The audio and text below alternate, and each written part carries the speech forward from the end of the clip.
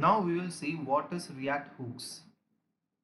Actually, hooks is a latest concept of React, but for a functional component, we need React hooks. So let me explain what is functional components.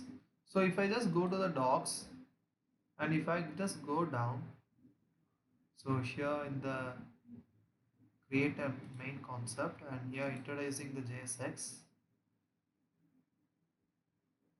So here you can see there are a lot of examples. Actually here there are two things. One is class-based components and functional components.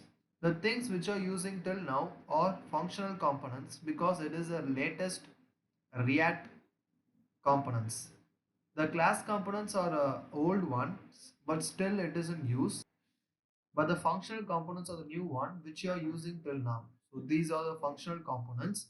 The class components will be completely different where there is no need for the React hooks.